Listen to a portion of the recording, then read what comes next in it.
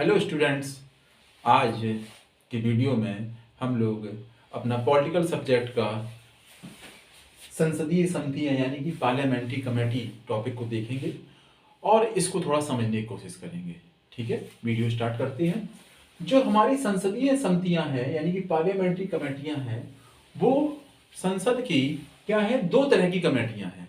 क्योंकि जैसे आप मालूम है, जो संसद है हमारी पार्लियामेंट है, ये एक काफी बड़ा प्रशासनिक स्ट्रक्चर है।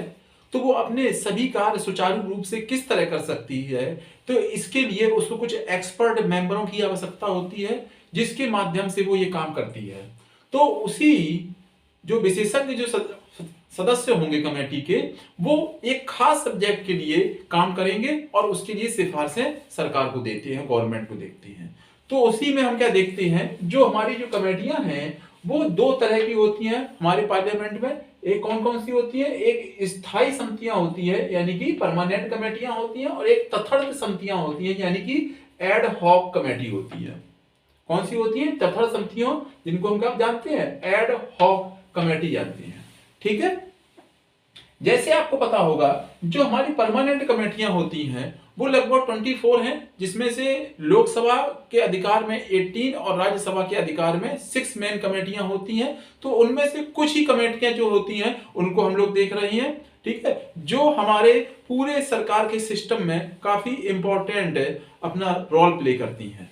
ठीक है, एक हम पहली कमेटी देखेंगे, लोक लेखा समिति, पब्लिक अकाउंट कमेटी। ये ध्यान रखना, ये हमारी संसदीय समितियों में सबसे पुरानी कमेटी है। पब्लिक अकाउंट कमेटी सबसे पुरानी कमेटी है। और इस कमेटी में हम क्या देखें, थोड़ा हम इसका मेन डाटा फैक्ट देखेंगे क्या, कि इसमें टोटल 22 मेंबर होते हैं।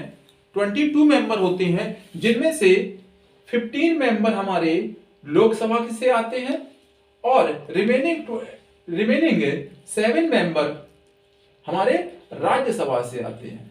ठीक है, राज्यसभा से आती हैं रिमेनिंग। ठीक है, इस कमेटी का मेन फंक्शन क्या है, बहुत इंपॉर्टेंट है इस कमेटी का रोल। ये कमेटी जो भारत सरकार है और जो भारत सरकार की जो मिनिस्ट्रियां हैं, तो उनके लेखाओं की यानी उनके अकाउंट की जांच करती है, और उस जांच रिपोर्ट को वो इस कमेटी को सौंपती है, जो ये कमेटी इसकी जांच दोबारा से देखती है इसको।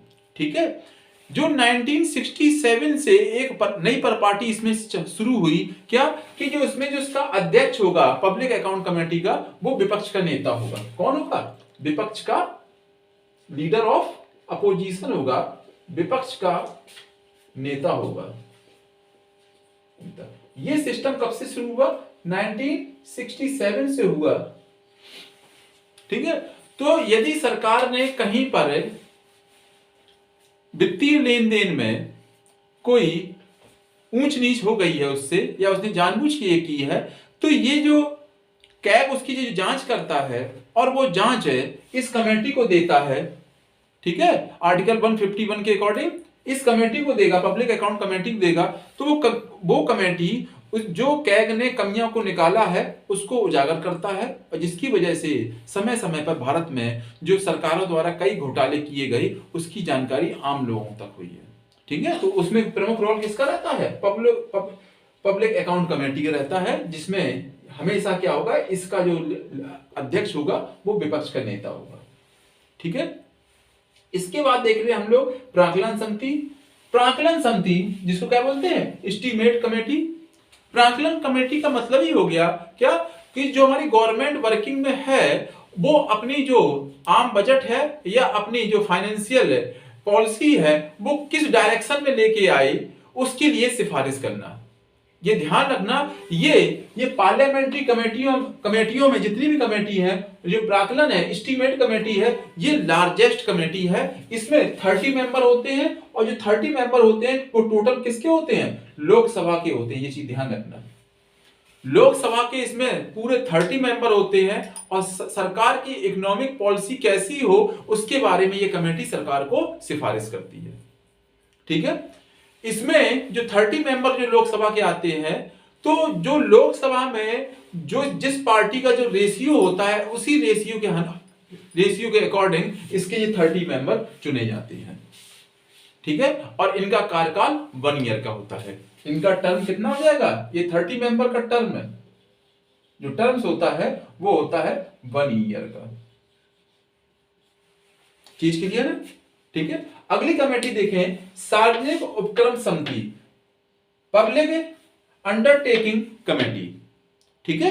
इसमें जो कमेटी है, इस कमेटी में भी 22 मेंबर होते हैं, सेम पब्लिक अकाउंट कमेटी की तरह, और इसमें भी 15 मेंबर लोकसभा से और रिमेनिंग 7 मेंबर राज्यसभा से आते हैं आपके, ठीक है। ये जो कमेटी क्या है, जो भारत सरकार के जो पब्लिक संयंत्र हैं वो उनकी वर्किंग एफिशिएंसी और उनका एडमिनिस्ट्रेशन और अच्छे से कैसे काम करे उस बारे में ये सिफारिश करती है। इसके अलावा जो इनके जो सब्जेक्ट हैं, पब्लिक सेक्टर के जो संयंत्र हैं, उनके लिए जो कैग ने रिपोर्ट दी है उसकी भी ये कमेटी जांच करती है, ठीक है।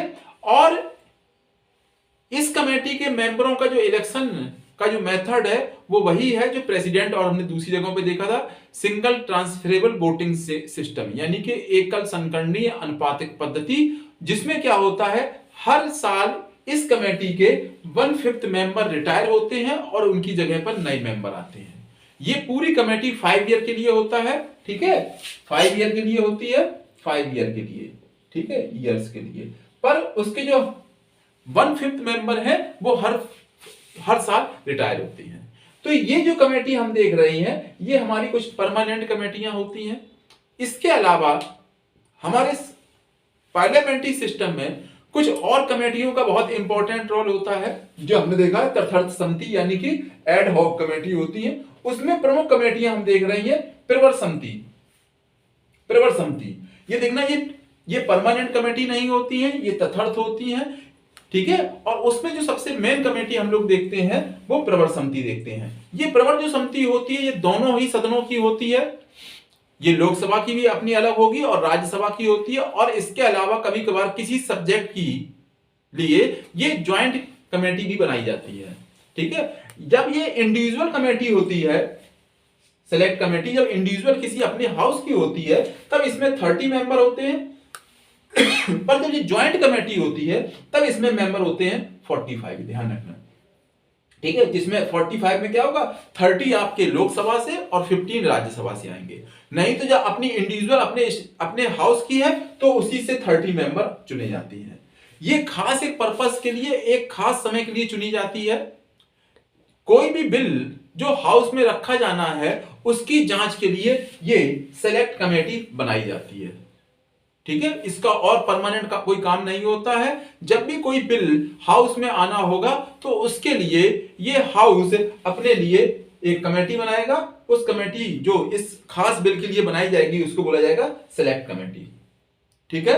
इसके अलावा इन्हीं एड हॉक कमेटियों में एक और विशेष कमेटी होती है, विशेषाधिकार समिति यानी कि कमेटी ऑफ प्रिविलेंस, ठीक है।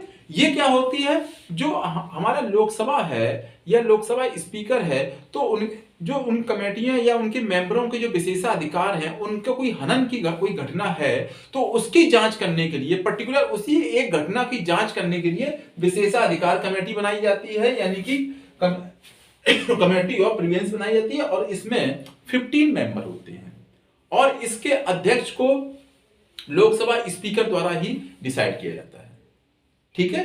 अगली कमेटी है सलाहकार समिति, एडवाइजर कमेटी, और इस कमेटी में भी 15 मेंबर होते हैं।